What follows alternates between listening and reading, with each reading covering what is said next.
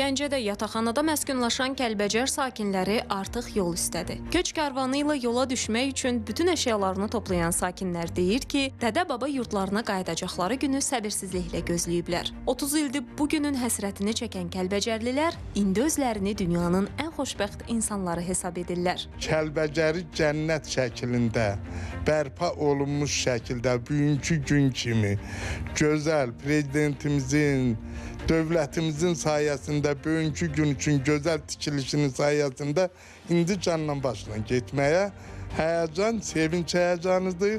Əvvəl ağlaya-ağlaya gəlmişdik.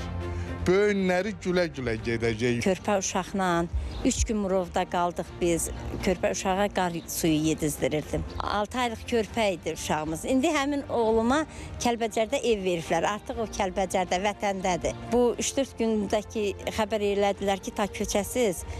Mən o qədər sevinirəm. Sevincdən heç yuxu da yata bilmirəm. Və budur, artıq sakinlərə öz doğma yurtlarında yeni evlərinin açarları təqdim olunur. Bugün Kəlbəcər şəhərində 27 ailə, ümumilikdə 113 nəfər köçürüldü. Qeyd edim ki, ümumiyyətcə Kəlbəcər şəhərinin 1-ci yaşayış məhəlləsində 1-ci mərhələ üçün ümumilikdə 162 ailənin qayıdışı təmin olunub. Bu köçün məhz aprelin 2-sinə təsadüf etməsi rəmzi məna daşıyır. Belə ki, 33 il əvvəl 1993-cü il aprelin 2-sində Kəlbəcər rayonu işğal olunmuşdu. 33 il əvvəl məhz bu gün yurtlarından didərgin düşən sakinlər indi elə həmin təqvim günündə Kəlbəcərə sevinç və qürur hissi ilə qayıdırlar. Çox sevinirəm, şadam ki, artıq vətənimizdəyik. Allah bütün şəhidlərimizə qəni-qəni rəhmət eləsin, qazilərimizə can sağlığı versin. Mən buradan getmişəm, o 44 yaşında.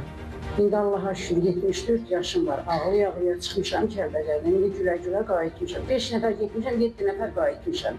Allah'ın bugünkü gününə şükür. 1-ci yaşayış məhəlləsində gördüyünüz kimi mənzillər müasir şəhərsalma prinsiplərinə uyğun olaraq inşa edilib və hər bir mənzil davamlı olaraq su, işıq, qaz və sürətli internetlə təmin olunub. 2026-cı il ərzində biz həm də Kəlbəcər rayonunun kəndlərinə də artıq toxuna biləcəyik və növbəti köçün də məhz Zar kəndinə olacağı ehtimal edilir. Qeyd edək ki, bugünədək işğaldan azad olunan ərazilərdə 41 yaşayış məntəqəsi yenidən qurulub və bu ərazilərdə 80 mindən çox insan yaşayır və fəaliyyət göstərir. Mədnə Niknəcət, Səadət Ayazqızı, Rüfət Bayramov, Mələyin Qılablı, ATV Xəbər, Gəncə, Kəlbəcər.